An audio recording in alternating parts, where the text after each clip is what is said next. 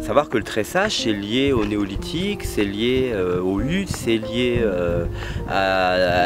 au berceau pour enfants, c'est lié à beaucoup de choses. On ne mettait pas un enfant dans un berceau si c'était pas consolidé. Et donc après les tressages ils ont grandi, ils ont appris beaucoup de choses. Et on est allé travailler dans la nature, on a travaillé depuis, les paysans ont toujours travaillé avec les tressages.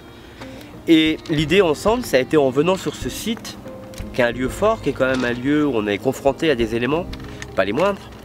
Le vent, l'eau, le soleil, enfin tout ce qui caractérise les éléments et se dire comment on va pouvoir s'intégrer dans un territoire où il va falloir faire face à des éléments aussi puissants.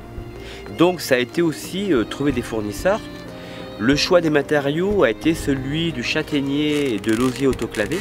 Le châtaignier étant imputrescible, vous le retrouvez ici sur les ganivelles, vous le retrouvez aussi bien pour les pêcheurs. Et donc ces deux matériaux associés, plus Richard et la réflexion de l'ensemble du groupe de se dire qu'il serait souhaitable, pour travailler face au vent, on ait aussi une assise. Donc on a les maçons qui nous ont fait nos assises, donc toute l'équipe qui a bossé ici. Donc il y a tout un corollaire de travail en équipe qui nous a permis d'œuvrer pour mettre en place ce projet. Souvent les handicapés, on leur dit là vous pouvez aller, là vous pouvez pas aller. Là on les amène dans le territoire. Et du coup, ils vont aller jusqu'au bout d'un territoire qui va leur être rendu accessible, où ils vont pouvoir toucher, regarder, observer un paysage d'une grande façon, puisque c'est plus de 2 km, je crois, et demi de possibilités, et en même temps être accompagné par tout ce travail qu'a fait Philippe Pupier, qui va être totalement en adéquation avec les œufs, en ce qui concerne le nid, les graines, le sel, enfin tout ce qui peut vivre autour, les plantes, la chasse, enfin tout l'univers du Méjean. Et nous on accompagne, c'est une grande chance, ce public handicapé et également les autres parce qu'on vit en communauté, on est tous attentifs, j'espère, à l'handicap, mais avant tout on pense à tous les groupes, les enfants, les adultes, les plus âgés.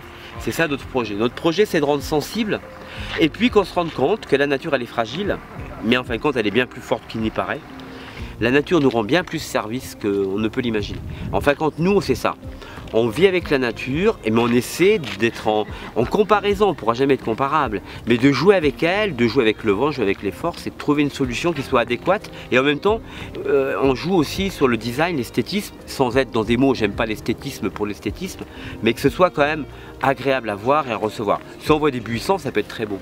Voilà ce que nous faisons, c'est ça notre boulot de vannier contemporain, nous on s'appelle vannier urbain.